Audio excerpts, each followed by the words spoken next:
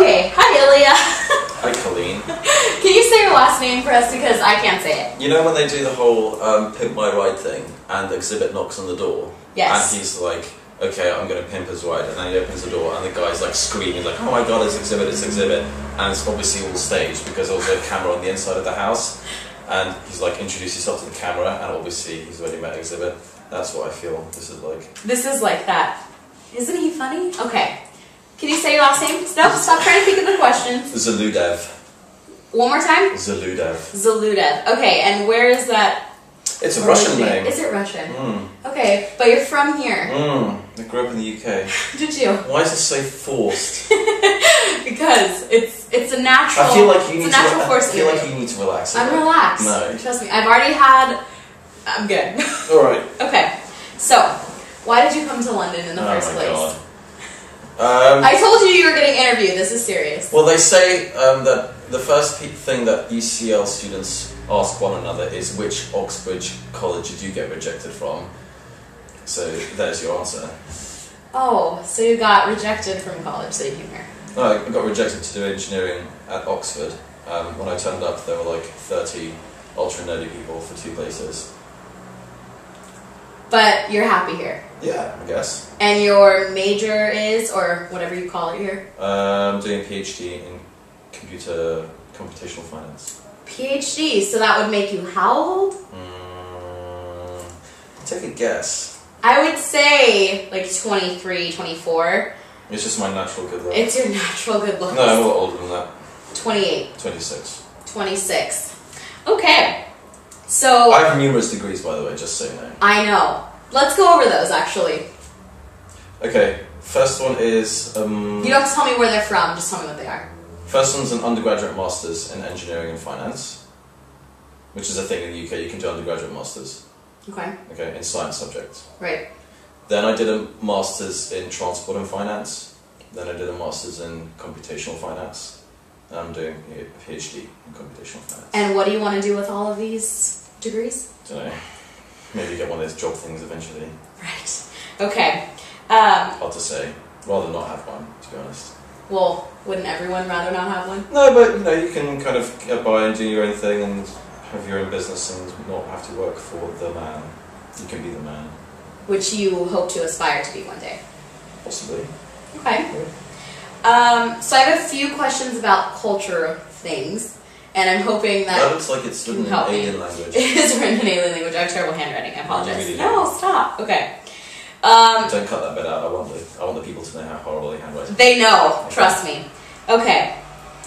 Does your social behavior and/or interactions, therefore your humor, differ from our culture in the U.S.? Yes. Okay. How so?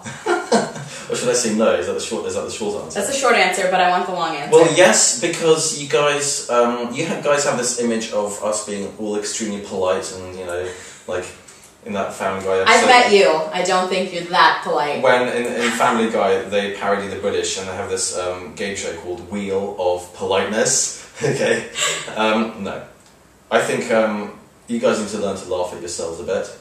Really? It's a very British thing to be able to laugh at yourself. I think I laugh at myself quite often. You might do. You might laugh at yourself, but I'm talking about your people. You need to be able to learn to laugh at one another. Okay. Okay. So, I guess my sense of humour is pretty normal. Perhaps a little bit too vulgar in comparison to the average, but it's all done in a light-hearted manner, and people laugh. And Americans especially like, oh my god, did you really say bum? Oh. So what would you... There was something you were talking about the other day, and I happened to pick up on it. You said that Americans don't understand something in your Sarcasm. humor. Sarcasm. So, do you mind delving into that a little bit, or that's pretty self-explanatory? Well, I can't think of any appropriate examples right now. I can think of a particular example, but it's not really sarcasm. It's more like convoluted humour. It's not a good example of sarcasm. If it comes to me, I'll reel something off later. Okay, good. But yeah, like, you guys need to understand that a lot of what British people say, if they're friendly with you, is going to have sarcastic undertones. It's not like they're trying, it's just how they speak. That's why we're such good and you friends. And you guys take it really, really seriously, like, oh shit, did he call me fat? And But it's just a joke, and it's not meant to mean anything. Even if I call you like, not you specifically, but I understand. if one good friend calls another good friend like, I don't know, a raging paedophile, it doesn't actually mean it's a raging paedophile. It's just humour. It means pedophile, folks. Right, paedophile.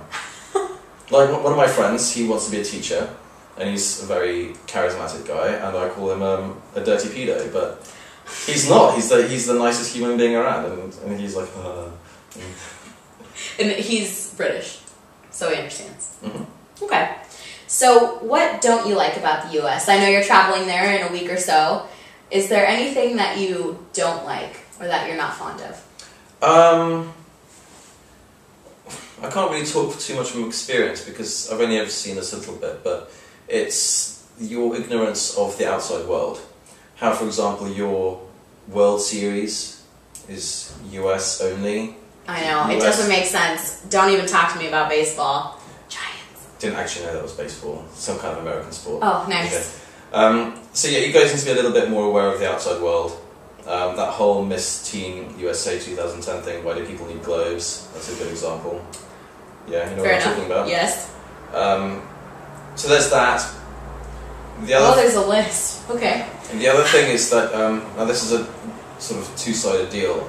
You guys eat a lot of crab, but on the other hand, you have access to very, very tasty food. Okay, so for example, I really like sushi.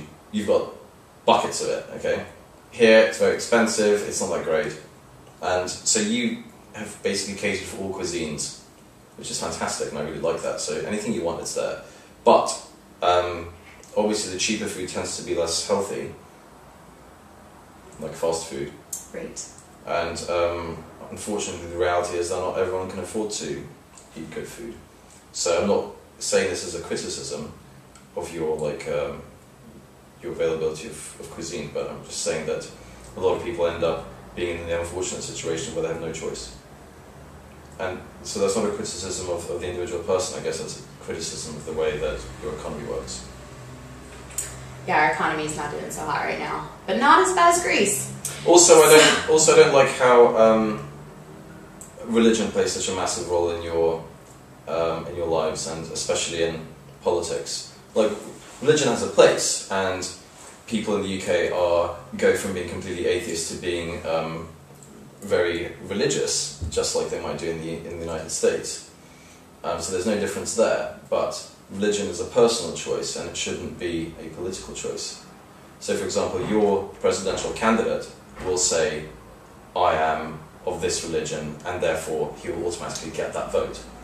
Here, if a politician said, I'm of this religion, he would automatically lose the race. It doesn't matter what he said, which religion, it doesn't matter. Because religion does not come into politics, and it doesn't come into ruling the country. So,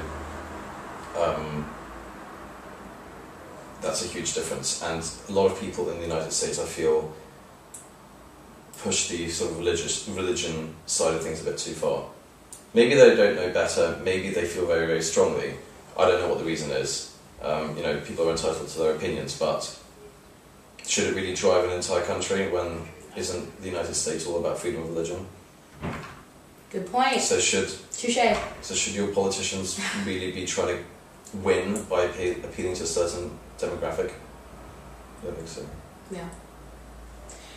That's a really good point. Also, all your... oh man, there is a list. Also, everything to do with the United States has like a logo, website, and a jingle. Yep, that's true. Obama. Da-da-da-da. Like a good neighbor, State Farm is there. You heard that? No. It's famous. Okay, so we talked a little bit about politics, a little bit about religion.